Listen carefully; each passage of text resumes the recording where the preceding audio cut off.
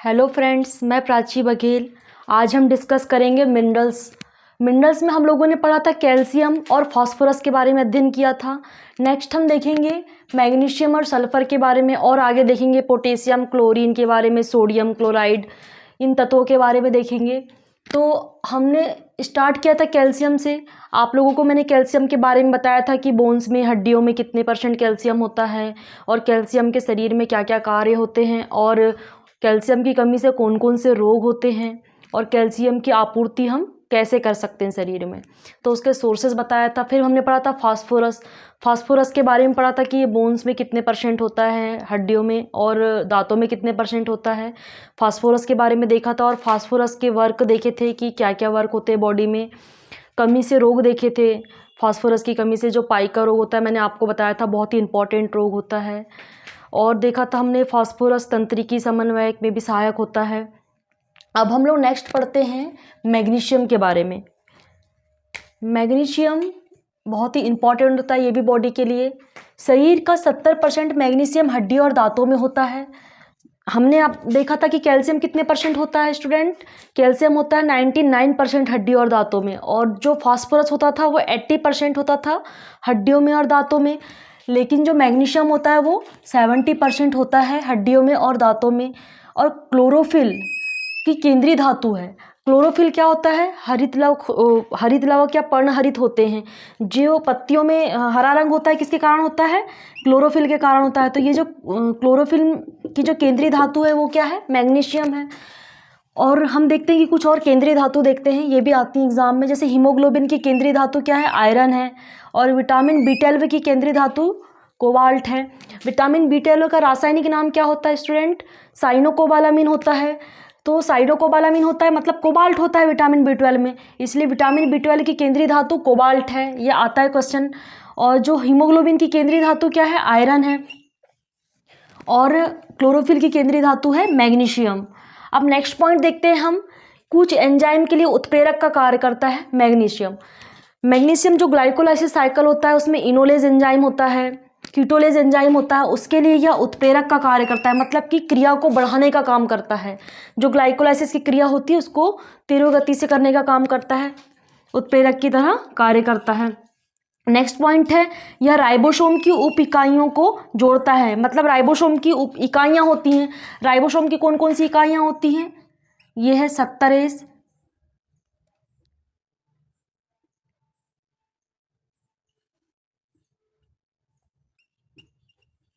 और ये है 80S। ये क्या राइबोसोम की इकाइयाँ होती हैं। अब इसकी भी उप इकाइयाँ कौन कौन सी होती हैं? एक होता है 50S होता है, और एक होता है 30S होता है। और 80S की कौन कौन सी उप इकाइयाँ होती हैं? एक होता है 60S होता है, और एक होता है 40S होता है। तो इन जो उप इकाइयों को जोड़ने का काम करता है मैग्नीशियम करता है। बहुत ही इंपॉर्टेंट पॉइंट है कि राइबोसोम की उप इकाइयों को जोड़ने का काम कौन करता है? मैग्नीशियम करता है।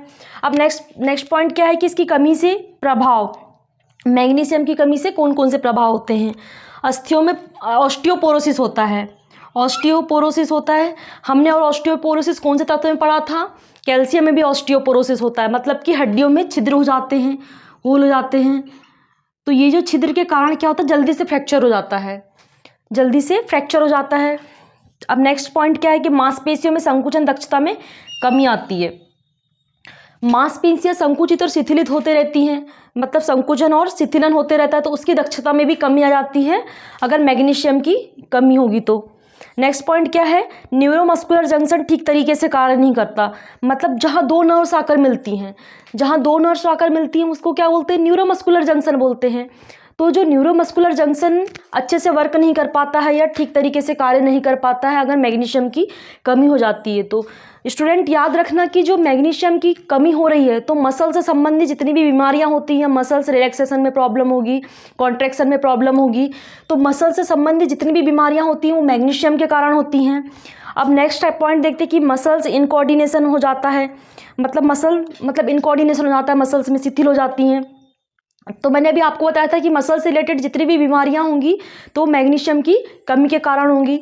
नेक्स्ट देखते हैं कि बोन्स में कैल्शियम अनुपात मैग्नीशियम 6:1 होता है। मतलब कि जो बोन्स में अगर कैल्शियम 6 पॉइंट होगा तो मैग्नीशियम 1 पॉइंट होता है, मतलब 6:1 के अनुपात में होता है बोन्स में। ये भी इंपॉर्टेंट पॉइंट है। अब नेक्स्ट देखते हैं कि नींद में समस्या आती है। अगर मैग्नीशियम की कमी होगी तो नींद में समस्या आएगी। इसके स्रोत क्या हैं? MgSO4 magnesium sulphate. Student, magnesium sulphate जो होता है ये बहुत खतरनाक भी होता है। यूथेनेसिया में भी इसका उपयोग किया जाता है, मतलब इच्छा मृत्यु में भी उपयोग किया जाता है। अगर इसको IV दे दिया जाता है, मतलब इंट्रावेनस दे दिया जाता है, तो ये यूथेनेसिया में काम करता है। इसका जो 10% होता है वो यूथेनेसिया में काम करता है, और इसके अलग अलग रूट से देने पर अलग अलग तरीके से वर्क करता है MgSO4। अगर इसको IV दे दिए तो यूथेनेसिया में वर्क करेगा, और मतलब वोमिटिंग भी कम करता है अगर आपने ओरली दिया है तो। नेक्स्ट है बोन मिल्स भी दे सकते हैं, बोन मिल में भी मैग्नीशियम होता है। नेक्स्ट क्या, हरी सब्जियां है ना, पत्ता गोभी में, प्याज में, और दूसरी हरी सब्जियां हैं आलू टमाटर, इनमें भी क्या होता है मैग्नीशियम होता है। एवोकाडो, इसमें सबसे ज़्यादा मैग्नीशियम होता है। एक फ्रूट होता है एवोकाडो, और अनाजों में भी मैग्नीशियम पाया जाता है। तो ये मैग्नीशियम के स्रोत है, इंपॉर्टेंट स्रोत लिखा है। वैसे तो मैग्नीशियम बहुत आयत में बहुत सारी चीज़ों में मिलता है, किंतु मैंने आपको इंपॉर्टेंट बताया कि हरी सब्जियां, एवोकाडो बहुत इंपॉर्टेंट फल है जिसमें मैग्नीशियम की पूर्ति होती है, और अनाजों में भी पाया जाता है मैग्नीशियम। अब नेक्स्ट देखते हैं हम स्टूडेंट सल्फर। सल्फर में देखते हैं कि सल्फर सबसे ज़्यादा कहाँ पाया जाता है? बाल में, नाखून में, व हड्डियों में पाया जाता है। हम जितने भी तत्वों के बारे में अध्ययन कर रहे हैं उसका एक स्पेसिफिक ये होता है कि वो किसी एक जगह पर ज़्यादा मात्रा में पाए जाते हैं। जैसे हमने कैल्शियम को भी देखा तो हड्डियों में, दांतों में होगा। फास्फोरस भी हड्डियों दांतों में ज़्यादा होगा, और मैग्नीशियम मसल्स में होगा। राइबोसोम की उप इकाइयों को जोड़ रहा है तो राइबोसोम में प्रेजेंट होगा, और हड्डियों में भी होगा, और क्लोरोफिल में भी होगा। तो ये एक इंपॉर्टेंट पॉइंट है कि किसी स्पेसिफिक जगह पर ये तत्व पाए जा रहे हैं। जैसे सल्फर हमेशा क्वेश्चन पूछता है कि बाल और नाखून में कौन सा तत्व अधिक मात्रा में पाया जाता है, तो कौन सा तत्व पाया जाता है? सल्फर पाया जाता है बाल और नाखूनों में, और हड्डियों में भी पाया जाता है सल्फर। अब सल्फर के कार्य क्या है? ये बहुत ही इंपॉर्टेंट 2 कार्य हैं सल्फर के, कि ये विटामिन B1 और B7 का निर्माण में सहायक है। विटामिन B1 मतलब थायमीन है, विटामिन B1 का केमिकल नेम क्या है? थायमीन है। और विटामिन B7 मतलब बायोटीन, मतलब इसको विटामिन H भी कहते हैं, विटामिन H भी कहते हैं। तो विटामिन B7 मतलब विटामिन H, और विटामिन H और विटामिन B7 मतलब बायोटीन के निर्माण में भी सहायक होता है सल्फर। और अमीनो एसिड होते हैं स्टूडेंट, ह्यूमन बॉडी में 20 टाइप के अमीनो एसिड होते हैं, जिसमें से एसेंशियल होते हैं 10 और नॉन एसेंशियल होते हैं 10, जिसमें सिस्टीन, सिस्टाइन और मिथ्योनिन अमीनो अम्ल के निर्माण में सहायक होता है सल्फर। ये बहुत ही इंपॉर्टेंट पॉइंट है, निर्माण करता है सल्फर। तो क्या है इसका इंपॉर्टेंट कार्य? एक तो विटामिन B1 और B7 के निर्माण में सहायक होता है, और दूसरा सिस्टीन, सिस्टाइन और मिथ्योनिन के निर्माण में सहायक होता है। अब इसकी कमी से क्या रोग होंगे? त्वचा संबंधी बीमारियां होती हैं, मतलब त्वचा में केरेटिनाइजेशन होने लगता है, मतलब खुरदुरी होने लगती है त्वचा, तो त्वचा संबंधी बीमारियां देखने मिलती हैं। नेक्स्ट क्या देखते हैं पॉइंट? कैंसर सेल बढ़ जाती हैं, मतलब कैंसर सेल हम लोग देखते हैं कि कैंसर में अनियंत्रित रूप से सेल का विभाजन होते रहता है, तो ज़्यादा मात्रा में बढ़ने लगते हैं। अगर सल्फर की कमी हो जाएगी तो बहुत जल्दी सेल में विभाजन होगा, और कैंसर सेल की संख्या बढ़ने लगेगी। नेक्स्ट देखते हैं कि नाखूनों की वृद्धि रुक जाएगी। हमने देखा था कि नाखूनों की वृद्धि में सहायक है, नाखूनों में पाया जाता है सल्फर। अगर सल्फर की कमी होगी तो नाखून की वृद्धि रुक जाएगी और बाल झड़ने लगेंगे सल्फर की कमी से।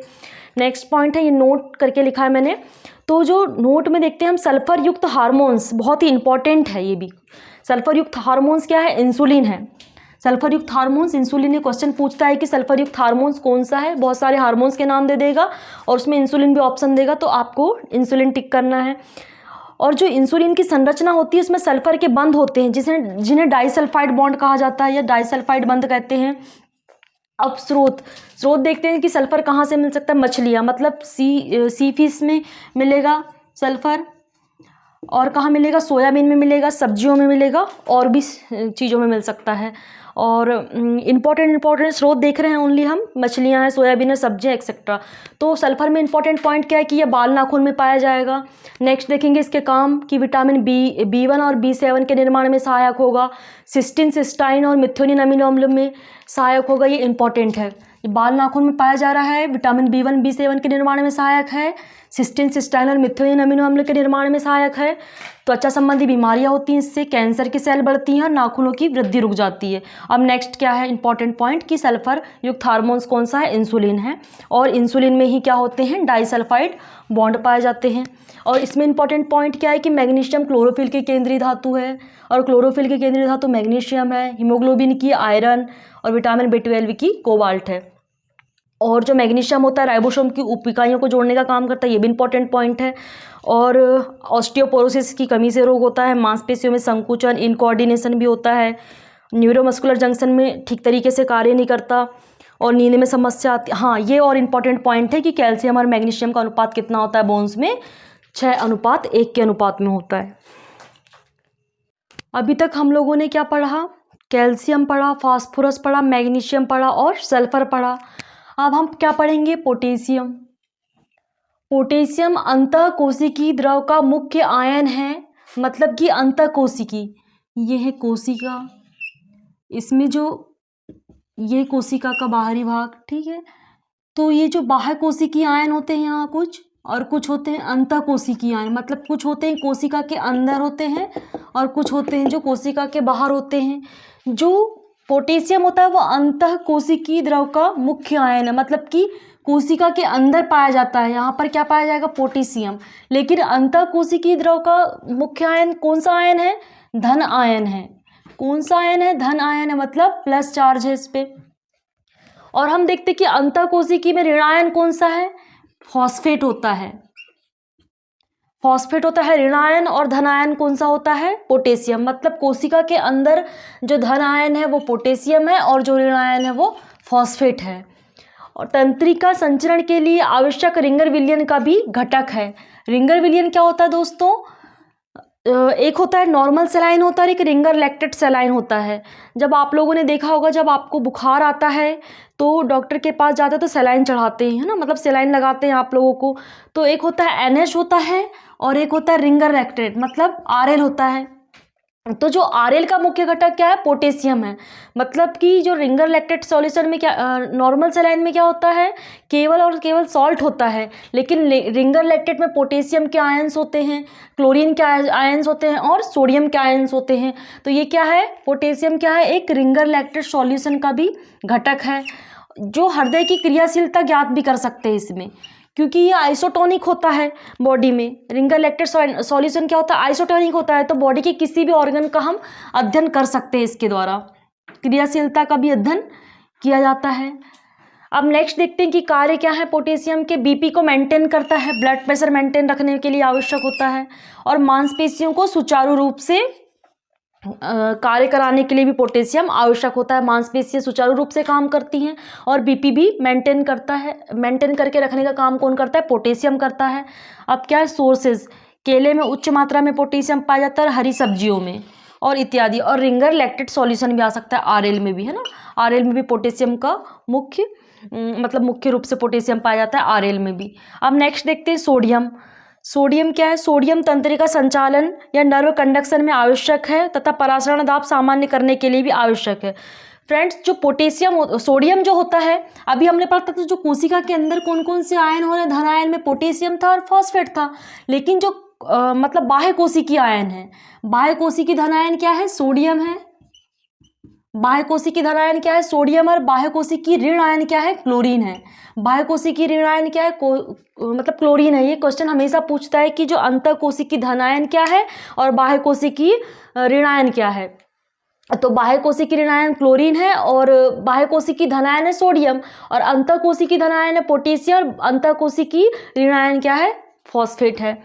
तो सोडियम तंत्रिका संचालन या कंडक्शन में आवश्यक होता है। तो याद रखना कि पोटेशियम है, सोडियम है, ये और है क्लोरीन भी, ये तंत्रिका संचालन में आवश्यक आयन होते हैं, क्योंकि ये क्या होते हैं, अंतः कोशिकीय और बाह्य कोशिकीय आयन होते हैं। इसलिए ये तंत्रिका कोशिका संचालन में हेल्प करते हैं, आवश्यक होते हैं। और परासरण दाब सामान्य करने के लिए भी, क्योंकि ये जो आयंस हैं आइसोटोनिक होते हैं, है ना, मतलब समपरासरी रखते हैं, मतलब आंतरिक मतलब द्रव को और बाह्य द्रव को मतलब आइसोटोनिक करके रखते हैं। तो ये क्या करते हैं, परासरण दाब को सामान्य करने के लिए भी आवश्यक होते हैं या सहायता करते हैं। नेक्स्ट पॉइंट क्या है, इसकी कमी से कौन कौन से रोग होते हैं? बहुत ही इंपॉर्टेंट रोग है जो सोडियम की कमी से होता है, जिसको एडिसन रोग बोलते हैं। हमारी किडनी के ऊपर एड्रिनल ग्रंथि होती है। एड्रिनल ग्रंथि बहुत सारे हार्मोन स्रावित करती है। एडिनोकार्टिकोट्रोपिक हार्मोन्स है या मिनरलोकार्टिकोट्रोपिक हार्मोन्स है। तो वो जो हार्मोन्स है वो रिलीज करना कम कर देती है या बंद कर देती है, जिसके कारण क्या हो जाता है? एडिसन रोग हो जाता है। शरीर में पानी भरने लगता है या फिर अधिक मात्रा में मतलब श्रावण कम कर देगी, बहुत ज़्यादा मात्रा में भी कर सकती है या कम मात्रा में भी कर सकती है, मतलब किसी भी तरीके से जो काम करना बंद कर देती है या नहीं करती है काम। क्या? Adrenal gland. तो क्या कौन सा रोग हो जाता है? एडिसन रोग हो जाता है। और डिहाइड्रेशन हो जाएगा।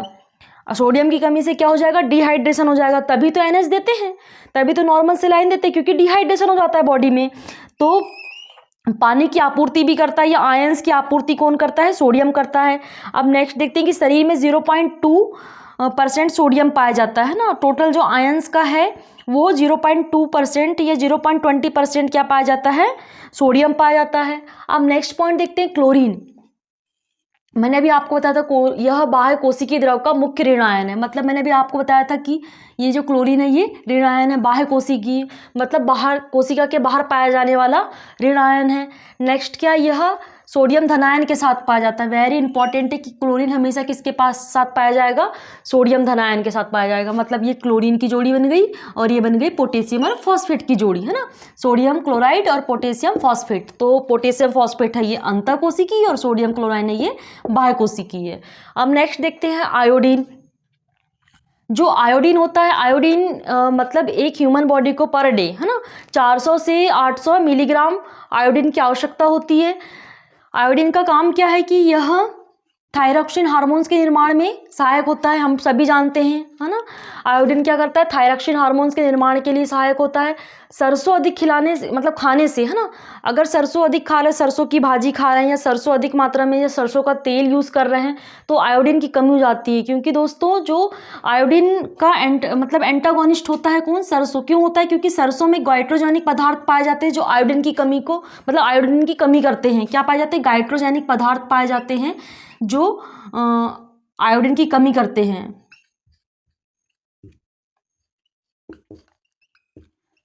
इंपॉर्टेंट पॉइंट है कि सरसों अधिक खिलाने से आयोडीन की कमी क्यों हो जाती है? क्योंकि सरसों में गाइट्रोजेनिक पदार्थ होते हैं जिसके कारण आयोडीन की कमी हो जाती है।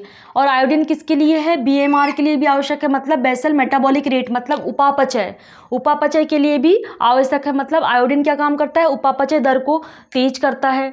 अब नेक्स्ट पॉइंट क्या है कि इसकी कमी से रोग कौन कौन से हो रहे हैं? बिग नेक डिसीज, आप सभी लोग जानते हैं, घेंगा रोग। घेंगा रोग भी बोलते हैं बिग नेक डिसीज को। मतलब जो गला है जो बड़ा हो जाता है, जिसको क्या बोलते हैं? गॉइटर भी बोलते हैं। अगर आयोडीन की कमी हो जाएगी तो थायरॉक्सिन हार्मोन्स कम रिलीज होगा, जिसके कारण हमारे जो क्या बोलते हैं? घेंगा रोग भी बोलते हैं, जिसमें जो गर्दन है, जो यहाँ गला है जो बड़ा हो जाता है, साइज बड़ा हो जाता है, क्योंकि जो थायरॉक्सिन हार्मोन्स थायराइड ग्लैंड निकालने लगती है अधिक मात्रा में। ठीक है। अब नेक्स्ट क्या है? मेल की सेक्सुअल डिज़ायर ख़त्म हो जाती है। मतलब जो नर होते हैं उनकी जो सेक्सुअल डिज़ायर ख़त्म हो जाती है या कमी हो जाती है सेक्सुअल डिज़ायर में, सेक्स करने की जो इच्छा है वो कम हो जाती है। और फीमेल में स्टील बर्थ होता है। मतलब स्टील बर्थ क्या होता है दोस्तों? स्टील बर्थ वो होता है जो पूरी गर्भावस्था कंप्लीट करने के बाद अगर मरा बच्चा हुआ पैदा होता है तो उसको क्या बोलते हैं? स्टील बर्थ बोलते हैं। तो आयोडीन की कमी से फीमेल में क्या होता है? स्टील बर्थ होता है। ये ज़्यादा आयोडीन की कमी से, कम आयोडीन की कमी से नहीं होता। अगर बहुत ज़्यादा आयोडीन की कमी हो गई है प्रेग्नेंट लेडी में तो स्टील बर्थ हो जाएगा। मतलब कि पूरी प्रेगनेंसी तक तो बच्चा रहेगा, लेकिन जब प्रेगनेंसी ख़त्म होगी तो जब डिलीवरी के टाइम पर बच्चा मरा हुआ पैदा होगा। उसके बाद देखते हैं कि स्रोत क्या है आयोडीन के। समुद्री घास, दोस्तों समुद्र में प्रचुर मात्रा में आयोडीन पाया जाता है, तो समुद्री घास में भी आयोडीन होगा, शैवाल में भी आयोडीन होगा और समुद्री नमक में भी आयोडीन होगा। तो समुद्री नमक मतलब जो हम लोग यूज़ करते हैं उसको प्रोसेसिंग करके हम लोग यूज़ करते हैं ना, तो वो ये क्या? समुद्री नमक। तो इससे आयोडीन की पूर्ति होती है। अब नेक्स्ट देखते हैं हम जिंक। जिंक का एक इम्पॉर्टेंट कैरेक्टर ये है कि RBC के निर्माण में सहायक होता है। मतलब कि रेड ब्लड कार्पसल्स बनाता है जिंक। दोस्तों हमने जैव अणु से चालू किए थे, तो हम बहुत ही अच्छे से डीपली पढ़ रहे हैं। एकदम बेसिक मैं बिल्कुल नहीं पढ़ा रही हूँ आपको। डीपली इसलिए पढ़ा रही हूँ क्योंकि आज के समय के एग्ज़ाम में नॉर्मल क्वेश्चन तो पूछता ही नहीं है बिल्कुल। तो थोड़ा डीप में पढ़ा रही हूँ मैं, क्योंकि डीप क्वेश्चन पूछ रहा है आजकल, बहुत ही अंदर से पूछ रहा है, इसलिए आपको सारी चीज़ों का नॉलेज होना ज़रूरी है। और जितना मैं पढ़ा रही हूँ दोस्तों, ये 3-4 बुक्स का और 3-4 जगह का मतलब कंबाइन करके पढ़ा रही हूँ मैं। तो आपको कहीं से भी अलग पढ़ने की ज़रूरत नहीं है, और आप इसके प्रॉपर नोट्स बनाइएगा और मेरे वीडियो को हमेशा मतलब अच्छे से देखिएगा, क्योंकि मैं अच्छे से पढ़ा रही हूँ, पूरा देखिएगा। आगे देखते हैं कोबाल्ट। कोबाल्ट विटामिन B12 के अवशोषण के लिए आवश्यक होता है। हम जानते हैं कि जो विटामिन B12 का रासायनिक नाम क्या होता है, साइनोकोबालामिन। मतलब कि इसमें क्या पाया जाता है, कोबाल्ट भी पाया जाता है। क्या पाया जाता है, कोबाल्ट भी पाया जाता है। और आरबीसी के परिपक्वन के लिए भी आवश्यक होता है कोबाल्ट। अब नेक्स्ट देखते हैं कि इसकी कमी से रोग क्या होते हैं। इसकी कमी से होता है परनीसियस एनीमिया। एक स्पेसिफिक प्रकार का एनीमिया होता है कोबाल्ट की कमी से, जिसको बोलते हैं परनीसियस एनीमिया। इस रोग में क्या होता है कि आरबीसी का परिपक्वन नहीं हो पाता। क्या होता है कि आरबीसी परिपक्व नहीं हो पाती है, जिसके कारण क्या होता है, आरबीसी की कमी हो जाएगी बॉडी में, तो क्या होगा, परनीसियस एनीमिया होगा। अब नेक्स्ट देखते हैं कॉपर। नेक्स्ट जो है तत्व वो कौन सा है, कॉपर। हीमोग्लोबिन के निर्माण के लिए कॉपर उत्प्रेरक का काम करता है। मतलब कि मैंने आपको बताया था, उत्प्रेरक का मतलब बढ़ाने का काम करता है हीमोग्लोबिन के निर्माण को। अब नेक्स्ट देखते हैं कि कॉपर की कमी से रोग कौन सा होगा। अब एनीमिया तो होगा ही होगा, क्योंकि ये क्या काम कर रहा है, हीमोग्लोबिन के निर्माण में उत्प्रेरक का काम कर रहा है। अगर कॉपर की कमी हो जाएगी तो हीमोग्लोबिन का निर्माण नहीं हो पाएगा, जिसके कारण क्या हो जाएगा, एनीमिया हो जाएगा। और एक रोग होता है फ्रेंड्स, विटिलागो। विटिलागो होता है, और एक विल्सन्स डिसीज़ भी होती है। क्या होती है, विल्सन्स डिसीज़। ये दोनों डिसीज़ जो होती हैं, ये वर्णक से रिलेटेड है, मतलब पिगमेंट से रिलेटेड है। मतलब कि पिगमेंट का निर्माण नहीं हो पाता, या मतलब पार्शियल जगह पर निर्माण होता है बस। तो वो क्या होते हैं, विटिलागो विल्सन्स रोग। ठीक है, जो विटिलागो जो रोग होता है ना, उसमें पिगमेंटेशन, हम जानते हैं कि हमारी त्वचा में कौन सा वर्णक होता है, मेलेनिन वर्णक होता है। ठीक है, तो जो अगर कॉपर की कमी होगी तो मेलेनिन वर्णक का निर्माण नहीं हो पाएगा, जिसके कारण क्या होगा, विटिलागो बीमारी होगी। और एक होती विल्सन्स बीमारी भी, जो होती है वर्णक से रिलेटेड होती है, जो किसकी कमी के कारण होती है, कॉपर की कमी के कारण होती है। तो इंपॉर्टेंट है ये दोनों। अब नेक्स्ट देखते हैं, एटेक्सिया हो जाता है, मतलब कि लड़खड़ा कर चलने लगते हैं। मनुष्य की जो पीछे के पैर है, ये मसल्स ठीक तरीके से वर्क नहीं करती, जिसके कारण एटेक्सिया हो जाता है। इसका एक और नाम है, इसको एंजूटिक एटेक्सिया भी बोलते हैं। क्या बोलते हैं, एंजूटिक एटेक्सिया होता है। और ये ज़्यादा करके छोटे बच्चों में होता है। ठीक है, छोटे बच्चों में होता है। इसको क्या बोलते हैं, एंजूटिक एटेक्सिया भी बोलते हैं। लड़खड़ा कर चलने लगता है, या मसल्स ठीक तरीके से काम नहीं करती हैं। अब नेक्स्ट देखते हैं आयरन। आयरन क्या होता है, हीमोग्लोबिन और मायोग्लोबिन के निर्माण में सहायक होता है। हीमोग्लोबिन कहाँ होता है, ब्लड में होता है हीमोग्लोबिन, और मायोग्लोबिन कहाँ होता है, मसल्स में होता है। तो इसके निर्माण के लिए कौन होता है सहायक, आयरन होता है, हम सभी जानते हैं। आयरन का शरीर में अवशोषण म्यूकोजल ब्लॉक सिद्धांत पर होता है। ये बहुत ही इंपॉर्टेंट पॉइंट है कि आयरन का जो मतलब अवशोषण होता है वो म्यूकोजल ब्लॉक सिद्धांत पर होता है बॉडी के अंदर। ये क्वेश्चन हमेशा पूछता है कि आयरन का अवशोषण किस सिद्धांत पर आधारित है, तो म्यूकोजल ब्लॉक सिद्धांत पर आधारित है। अब नेक्स्ट देखते हैं कि आयरन का स्टोरेज कहाँ होता है। आयरन का स्टोरेज फेरिटीन, ये फेरिटीन के रूप में और हीमोसिड्रिन के रूप में, हीमोसिड्रिन के रूप में ब्लड में, और फेरिटीन के रूप में ऊतकों में, है ना, ऊतकों में होता है। क्या होता है, स्टोरेज होता है। आयरन का स्टोरेज कहाँ होता है, फेरिटीन के रूप में और हीमोसिड्रिन के रूप में होता है, ऊतकों में। अब नेक्स्ट पॉइंट देखते हैं, सिड्रोसिस। एक बीमारी होती है सिड्रोसिस, जो आयरन का अगर अत्यधिक मात्रा में लीवर, किडनी और स्प्लीन, और क्या, स्प्लीन में अधिकता होना, आयरन की लीवर, किडनी और स्प्लीन में अधिकता होना, कौन सी बीमारी होती है, सिड्रोसिस होती है। सिड्रोसिस बोलते हैं अगर आयरन अधिक मात्रा में लीवर, किडनी और स्प्लीन में अगर इकट्ठा हो रहा है या अधिकता हो रही है तो। अब नेक्स्ट पॉइंट क्या है कि सीरम में आयरन ट्रांसफेरेटिन के रूप में होता है। ये भी बहुत इंपॉर्टेंट है कि सीरम में ट्रांसफेरेटिन के रूप में होता है। हम क्या क्या देखिए, आयरन कहाँ कहाँ देख रहे हैं कि त्वचा में या ऊतकों में कहाँ होता है, फेरिटिन के रूप में या हीमोसिड्रिन के रूप में होता है। और सिड्रोसिस क्या होता है कि लीवर, किडनी और स्प्लीन में जो आयरन की अधिकता हो जाएगी तो उसको क्या बोलेंगे, सिड्रोसिस बोलेंगे। और सीरम में अगर आयरन की अधिकता हो जाती है, आयरन जो रूप में होता है सीरम में, तो वो होता है ट्रांसफेरेटिन के रूप में या ट्रांसफेरिन के रूप में। यही इसी के थ्रू क्या है, आयरन क्या होता है, ट्रांसफ़र होते रहता है बॉडी में। किस रूप में होता है, ट्रांसफेरेटिन के रूप में होता है या ट्रांसफेरिन के रूप में होता है। नेक्स्ट पॉइंट देखते हैं कि हम दूध में आयरन और विटामिन सी की अपसेंट होता है। ये क्वेश्चन भी पूछता है कि दूध में किस किस तत्व की या किस विटामिन की कमी होती है, तो आयरन की कमी होती है और विटामिन सी की कमी होती है। मैंने ये भी पॉइंट यहीं पर डाल दिया है तो मुझे इंपॉर्टेंट लगा इसीलिए। अब नेक्स्ट देखते हैं कि एनीमिया हो जाता है। हम सभी जानते हैं कि आयरन की कमी के कारण क्या हो जाता है, एनीमिया हो जाता है, एनीमिक हो जाते हैं। और एनीमिया कब होगा दोस्तों, हम जानते हैं कि एक स्वस्थ मनुष्य के शरीर में कितने ग्राम हीमोग्लोबिन होना चाहिए।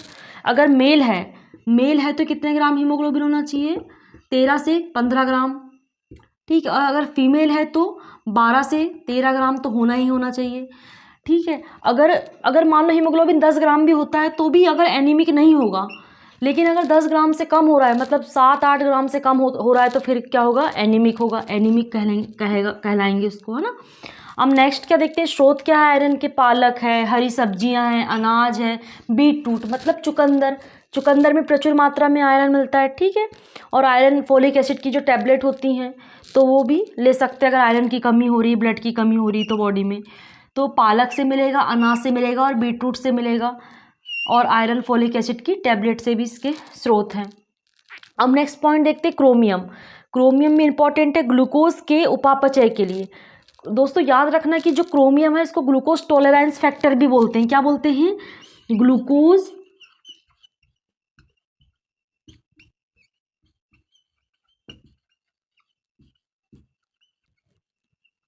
ग्लूकोज टॉलरेंस फैक्टर भी बोलते हैं किसको, क्रोमियम को। और क्या करता है, ये इंसुलिन की क्रियाशीलता के लिए भी आवश्यक होता है क्रोमियम। अब हम शॉर्ट में देख लेते हैं कि हमने क्या क्या इंपॉर्टेंट पॉइंट देखे हैं। कोबाल्ट में विटामिन B12 के अवशोषण के लिए होता है कोबाल्ट उपयोग। ठीक है, इसकी कमी से कौन सा रोग होता है, पर्नीशियस एनीमिया होता है। ये भी बहुत इंपॉर्टेंट है कि किसकी कमी से, कोबाल्ट की कमी से क्या होता है, पर्नीशियस एनीमिया होता है। कॉपर की कमी से ये 2 रोग बहुत इंपॉर्टेंट है, विटिलागो और विल्सन्स डिसीज होती है। और कॉपर जो होता है हीमोग्लोबिन के लिए उत्प्रेरक का काम करता है। अब नेक्स्ट देखिए कि कॉपर की कमी से भी क्या हो रहा है, एनीमिया होता है। अब आयरन की कमी से, आयरन में इंपॉर्टेंट पॉइंट ये याद रखना कि आयरन जो का स्टोरेज जो होता है फेरिटिन और हिमोसिड्रीन के रूप में टिश्यू में होता है, मतलब ऊतकों में होता है। और सिड्रोसिस मतलब आयरन का लीवर, किडनी और स्प्लीन में अधिकता होना क्या कहलाता है, सिड्रोसिस कहलाता है। नेक्स्ट पॉइंट क्या देखे थे, हाँ, और आयरन क्या होता है, म्यूकोजल ब्लॉक सिद्धांत पर काम करता है ना। ये क्वेश्चन हमेशा पूछता है कि आयरन किस सिद्धांत पर काम करता है दोस्तों, म्यूकोजल ब्लॉक सिद्धांत पर काम करता है। अब नेक्स्ट देखे थे हमने, सीरम में आयरन क्या करता है, ट्रांसफेरिटिन के रूप में होता है। हमारे शरीर में जो आयरन का ट्रांसफ़र होता है किसके रूप में होता है, ट्रांसफेरिटिन के रूप में होता है, और सीरम में भी होता है। ठीक है, नेक्स्ट पॉइंट क्या देखे थे हमने, दूध में आयरन और विटामिन सी अपसेंट होते हैं। ठीक है, अब देखे थे क्रोमियम, है ना। क्रोमियम को ग्लूकोज टॉलरेंस फैक्टर भी बोलते हैं या ग्लूकोज के उपापचय के लिए भी हेल्प करता है, और इंसुलिन की क्रियाशीलता के लिए भी आवश्यक होता है क्रोमियम। दोस्तों मैंने आपको बहुत अच्छे से पढ़ाया है, तो आप सारे मिनरल्स को एक एक करके देख लेंगे और इसके नोट्स बना लेंगे प्रॉपर तरीके से, ताकि आपको कहीं भी बाहर से मिनरल्स पढ़ने की ज़रूरत नहीं पड़ेगी। जो हम अभी टॉपिक स्टार्ट हुआ था हमारा कोशिका के जैव अणु में ही हम सारे टॉपिक क्लियर करते जा रहे हैं। जो कोशिका के जैव अणु के जो सब टॉपिक है वो क्लियर करते जा रहे हैं, लेकिन मैं आपको जो सब टॉपिक पढ़ा रही हूँ वो भी डिटेल में पढ़ा रही हूँ, क्योंकि आज के एग्ज़ाम में डिटेल में ही आता है, तो आप डिटेल में ही पढ़ें तो ज़्यादा अच्छा है। बाकी चर्चा अब हम नेक्स्ट वीडियो में करेंगे। तब तक के लिए नमस्ते दोस्तों।